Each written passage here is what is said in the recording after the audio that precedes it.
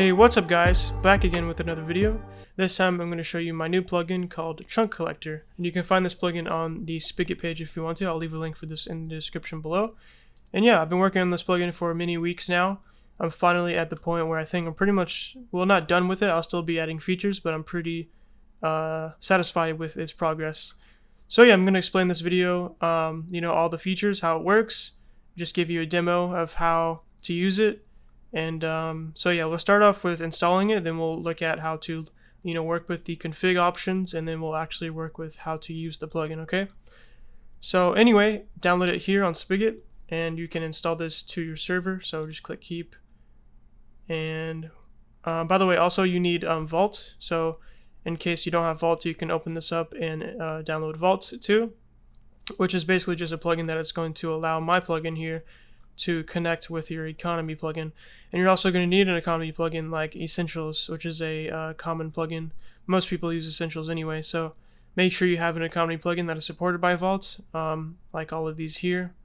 But yeah, Essentials works. Anyway, so we're going to install my plugin here. Just drop it into your plugins folder for your server. This is just my FTP right here, and that's going to install it. My server is already off, and I already have Vault installed too, so that's good to go. So now that we've installed it by uploading it, we can run the server and it's going to do its magic. So let me reload here. There we go. So click start and we can watch what happens. And yes, let me tell you a little bit about the plugin before we begin. It's basically a plugin that allows you to put a collector down in a chunk, and there's only one collector allowed per chunk. And a collector, well, there's two types of collectors. There's a drop collector, which is a collector that's able to pick up all mob drops within a single chunk, and then once it's full, it'll automatically sell all of those mob drops with the prices set in the config.yml. And then also you have a crop collector, which is another type of collector that is able to harvest all of the crops in the game pretty much, except for pumpkins and melons. I'll try adding those in the future, but they're a little difficult. But it can harvest all of these: wheat, potatoes, cocoa, sweet berries, beetroots, carrots, netherwort, sugarcane, and cactus. So basically, for the main ones besides sugarcane and cactus, whenever they get fully grown, let's say that a wheat becomes a fully grown wheat plant, it'll automatically harvest that wheat plant and then put the produce inside of the collector, and then it'll set the wheat back to a seedling, back to a baby plant. Okay, so I'll obviously show you how this works in detail, but that's basically how that works. And then of course, once it reaches max storage capacity, the collector will store all of the crop produce. And then also we have some upgrades for each collector. We have the storage capacity upgrade, which is basically how you can upgrade the total amount of items that can be stored in a collector before it sells. And then also we have the fortune upgrade, which is specific to the crop collector. And this is just a basic enchantment type upgrade that allows you to harvest more produce whenever you break a crop. This is actually an enchantment that comes with Minecraft itself, so it's nothing special. But the higher the fortune level, the more produce you're going to get from breaking a crop, basically. So it helps you gain more from harvesting crops, is basically what that means, okay? And besides that, we also have all the commands. We have, these 4 basic commands: collector give, that's able to basically give you or someone else a collector. This is basically just an admin command, of course. And then for regular players, we have collector buy, which is a way for players to buy their own collector, and you can set the prices for each collector in the config, of course. And then we have reload and help, which are basic commands. And we have some permissions here, which are all pretty basic.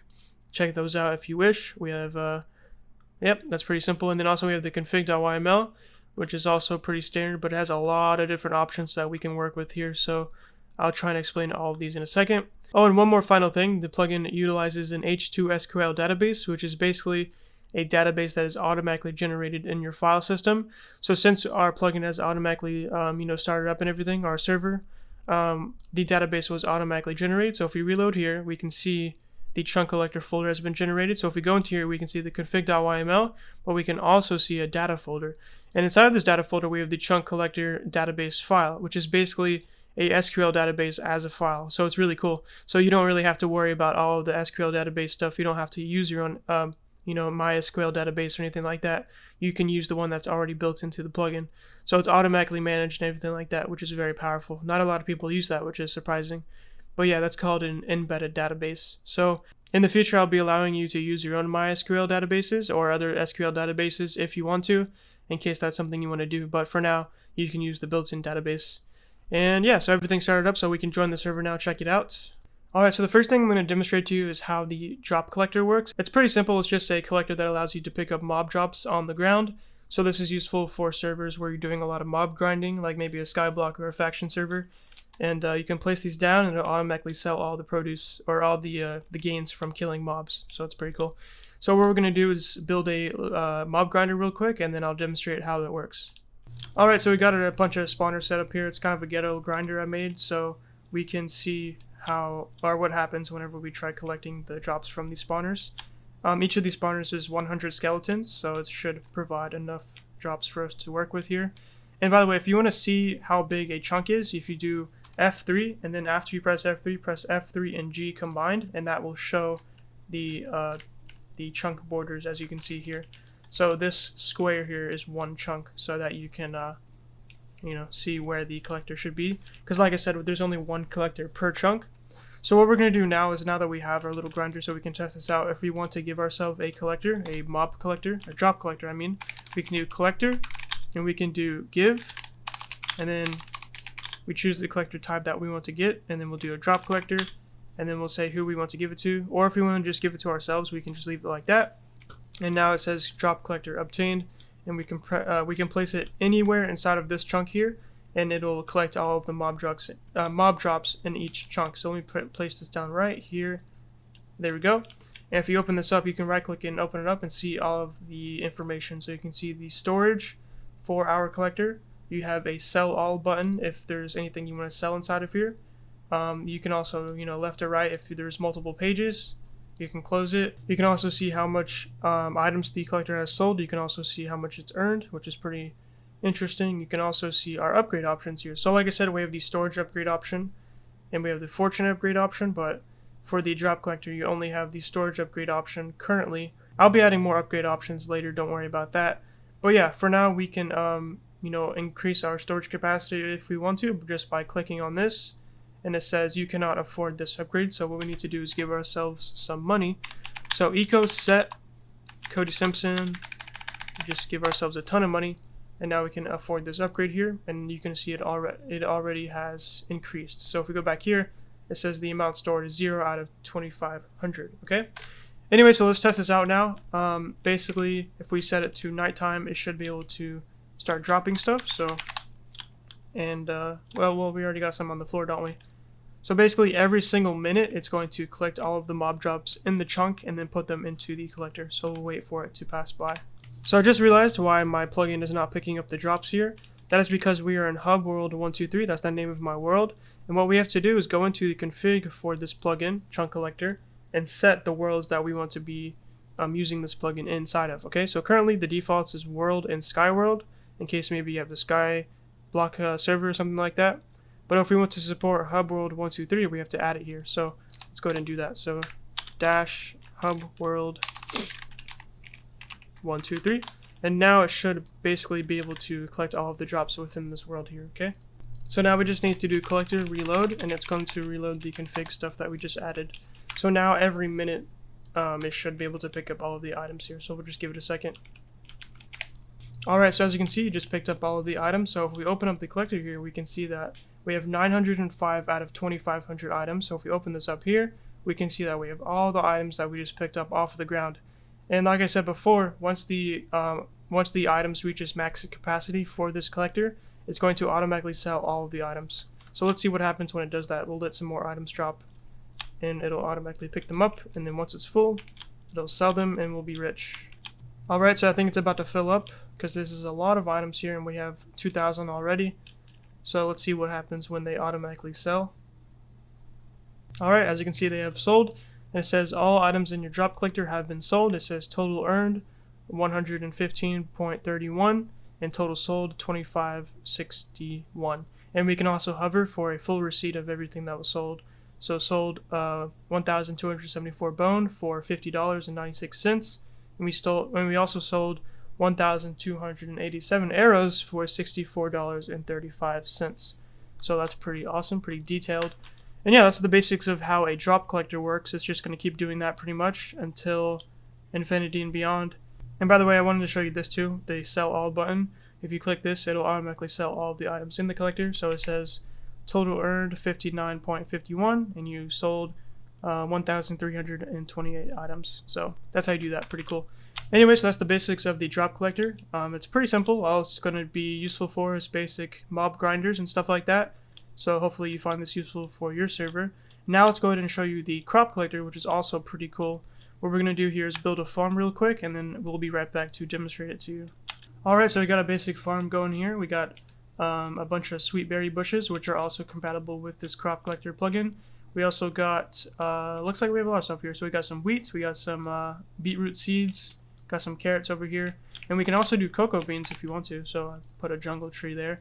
So if we plant these cocoa beans, these will also be harvested and sold by the crop collector. So like I said, it supports everything except for the melons and pumpkins, because those are kind of difficult to support currently. So yeah, we got a bunch of cocoa beans here. And now what we want to do is place down our crop collector. So there's two ways we can do it, obviously. We can do the way that we did a second ago, which is by doing collector give, and then give it to ourselves. So give crop, and that's going to give us a crop collector. Also, we can buy the collector. So this is going to be a command for your everyday player who wants to buy a collector for themselves. So collector buy, and they get this cool buy menu here, and they can choose a mob drop collector or a crop collector. So boom, purchase, and now it drops it on the ground because we don't have any room for that. But there we go. So we got our crop collector. Let's place it anywhere in this chunk. It doesn't actually matter where you place it, just as long as it's in this chunk with the crops that you want to harvest, okay? So yeah, anyway, now that we place the crop collector down, as soon as these crops here become fully grown, what will happen is that they will automatically be harvested by our crop collector, and then the produce will be placed into the storage for the crop collector. And yeah, it's all magic. So as you can see, these are growing pretty fast, but these are going to take a bit, so I'll be right back once they're done growing. So if we look inside the crop collector now, you can actually see that some of the cocoa beans have already been harvested. So we have 3 cocoa beans inside of here, which is, yeah, that's proof of how it works. You can see, I don't know which cocoa beans were harvested, obviously, but we can assume that they were automatically replanted, which is nice. And we can sell them if we want to. If we're impatient, we get $1.50 for 3 cocoa beans. That's nice, I guess. And these are, as you can see there, you might have saw that it was automatically harvested and replanted a second ago. So if we look inside of here, we can see that we have some sweet berries now. So that was pretty cool. So I'll just let this grow some more, and then we'll check it out in a second.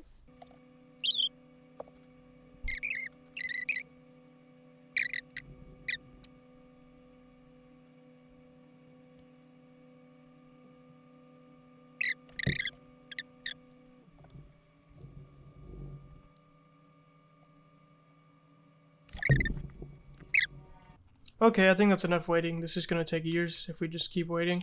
If we look inside of the collector now, we can see that we have a bunch of different things. We have the cocoa beans, we have the sweet berries, we have beetroot seeds, and we have the beetroot itself. I think the wheat is still growing. It's still a little slow, so, and also the carrots too, but that's okay. Yeah, that's pretty much it for that. We can also upgrade the fortune level if we want to, so that whenever these crops are harvested, they will produce more produce, I guess you could say. So let's say that we break a carrot, right? And our fortune level is 0. Let's say we get 1 carrot from that. But if we set it to fortune level 3, we may get like 3 or 4 carrots. So that's basically how that would work. So that's a cool upgrade to have in case you want to have more bang for your buck, I guess. I don't know. So click sell all, and we can sell all of that for $50, okay? And yeah, that's the basics of how the crop collector and how the drop collector work. Hopefully you like it. If you have any questions or suggestions for how I can improve this plugin, then be sure to let me know. Okay, so the last thing I want to show you guys is what happens whenever someone tries to break or open one of your collectors. So my friend Andy here, he has his own collector. He just bought it. So he bought it with the command /collector buy, if you don't remember. So he can place it down now inside of his house. There we go. So that's a crop collector, right?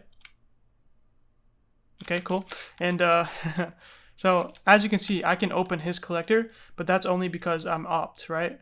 So if I deopt myself right now, I can do deopt Cody Simpson 999, and now I cannot open it. It says you do not have access to this collector, but he can still open it, right? Can you? Yep, he can. Okay, cool. Can you break your collector? Oh, he's in creative. But yeah, so he broke his collector. He may have broke the floor a little bit, but we'll call. Okay, so now I'm going to demonstrate how I can buy my own collector. So /collector buy, and I'm going to go ahead and buy a mob drop collector. So boom, boom, and I just bought one for 10,000, and I can place it down in this chunk, as you can see. And now I can try opening it, and I can see all the information for my collector and all that. But how about Andy? You try opening it. Can you open it? Great. So yeah, he can't open it anymore because he's been de-opt. So he no longer has permission to open this collector. But if you look at the permissions listed on the Spigot page, you can see how you can give someone access to opening collectors. So maybe you want your mods or admins to be able to open people's collectors, then you can give them the permission for that. Also, he cannot break our... Oops, I just broke my collector. Let me get a new one real quick. Yeah, so try breaking that, Andy. He cannot break it because I own it. Right, so that's cool. And so let's see what happens when I break it in survival mode. So /gms, break it, and now it puts it in my inventory if I have an empty inventory. And yeah, so that's all that works. That's pretty much it for how the plugin works in game. So what I'm going to do now is demonstrate to you how we can edit the plugin using the config.yml options that are available to us. Okay. All right. So now let's look at some of the config options that are available to this plugin. Okay. So the first thing we have is the worlds option that we saw a second ago, which is basically what worlds the plugin will look inside of to scan for collectors and stuff like that. So if your world is not listed here, it's not going to be able to pick up the items in that world and give it to the collector. Also, we have the collector cost option here for each collector. We have the drop collector and the crop collector. And this is pretty basic. It's just the cost for each collector inside of the /collector buy menu. Obviously, in my opinion, the drop collector is more important because it's 10,000 as opposed to the crop collector, which is 2,500, because crop collectors, they're crops, they're not as essential as mob drops in my opinion. But yeah, that's up to you, however you want to design your server, okay? Also, we have the bomb-proof option here. So if this is set to true, that means that explosions and creepers cannot blow up your collectors. So this may be useful for, I don't know, certain servers maybe. I don't know. It's up to you really how you want to use that. And then now we have a pretty important option here. This is the collector duration. This is basically the amount of time between the collections, okay? So whenever you place a drop collector or a crop collector, every minute, so 1200 ticks here is 1 minute. Every minute it's going to search the ground for those items or search the crops for all the fully grown crops, okay? So you can edit this to whatever you want to. I would recommend that you do at least a minute because, if it's pretty fast, then your server's going to start lagging a lot, especially if you have tons of items on the ground and tons of collectors and tons of players. So I would recommend you do it at least a minute, in my opinion. It's up to you, though. And you can use this cool tool here to calculate how many ticks you want to use. So if you open this up here, you can see that you can enter the amount of time that you want to use, and it'll convert it to ticks for you, which is pretty cool. Anyway, so now we have the item pricing for our collectors. First, we have the mob drop pricing. So every item here that you want to, be collected by the mob drop collector, you can have here, and then you can also have the price for it. Okay, but just make sure that you have for each item name, make sure that it's in this format here. It's using material names, and I actually provided a link here, so you can see the material names for each item inside of Spigot 1.15. So you can use any of these items here, and as long as these are on the ground, they will be picked up by mob collectors, okay? And you can set a price for them if you want to also.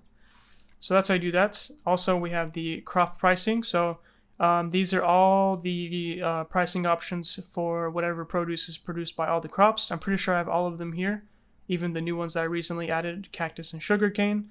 So basically, whenever a crop collector gets full, it's going to sell each of the produces stored in the storage thingy, and it'll sell it for each of these prices listed here, okay?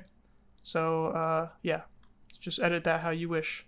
And now we have the upgrade option here. So these are the storage upgrades that we saw a second ago. So if we go back into the game real quick, I can put my mob collector down. Now I have my storage thing. And this is the storage capacity upgrade. There's like 4 levels, I think, right? You start at level 1. Let's see here. Yeah, so you start at level 1, and then you have 2, 3, and 4.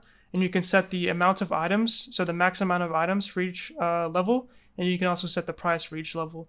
The price for level 1 is just 0 or whatever you want it to be, just because, you start off on level 1, so there's no point in setting a price for that. So Yeah, you can also, but you can edit the amount of items that you get by default though. So you can set this to 10,000 if you want each collector to have 10,000 max items whenever they're first placed down. Okay, and then of course you can edit these however you want. So for example, you're gonna start off at level 1 with 1,000 items capacity, but if you want to upgrade to level 2, it's going to cost you 10,000 currency, and that'll bring you up to 2,500 and so on. Okay, and then next we have the fortune prices upgrade thing, which is going to be just the prices for each fortune level, and there's only 1 through 3 fortune levels. You can't go beyond that, so you can only edit the prices. You can't add more levels. Okay, but you can actually add more storage levels if you want to. Just make sure that it's in order from 1, 1, 2, 3, 4, 5, and such. Just so let's say you want to add another level, a 5th level. You could copy this and make sure the formatting is correct. YML is very strict. So zoom in here, change this to 5, and then you can edit this however you wish. Okay, so it's up to you. And then now finally we have some new stuff here. This is the menu title configuration. So you can edit the titles for each of the menus for this plugin. So for example, if you right click this, it says mob drop collector. If you want that to be something different, you can go here and actually change it to something different. So you can change this to poop collector, whatever you want to change it to. It's up to you. And you can do that for all of the menus. And then next we have the collector item configuration. So this is the item that you would get in the game. So /collector buy, and there we go. So the item, that's the item name that you'd be setting for this option here. Okay, and then you can also change what item is actually being represented by each collector. It does not have to be a hopper, but I mean, that's just, I prefer a hopper, but you can do whatever you want really, in case you want there to be a distinction between the two. It's up to you, truly. So almost done here. We have the messages configuration, so you can edit the messages that are sent to the player for this plugin. It doesn't have every single message. I'll be adding some more soon. But some things, are a little difficult to code in as a configuration option, but I have pretty much everything inside of here, so you should be satisfied, I think. And then next, finally, we have the command configuration. So this is really cool. It allows you to edit the command itself. So let's say you don't want the command to be /collector buy. You can edit it to be something like /collector poop if you want to, and it'll do the same thing. It'll pull up the buy menu. So that's very versatile. You have full control over the commands of the plugin. You can even edit the syntax stuff. So this will appear if you were to do /collector help or even /collector. You get this thing here. It shows all the commands. You can actually edit all of that. So it's very, very versatile. And yeah, that's pretty much it for all the configuration. Maybe I'll add some more stuff in the future. I'm very, very open to adding new features to this plugin. So if there's anything that you're interested in, just let me know in the comment section, or actually just you can contact me through Discord if you want to, okay? And if you like this plugin, then please leave me a 5-star rating on Spigot. I would really appreciate that. Let's get some support going so other people can find this plugin. And yeah, so leave suggestions, leave any bugs if you find any, and thank you for watching, and hopefully you enjoyed. So if you like this video, leave a like. If you want to see more, subscribe, and peace.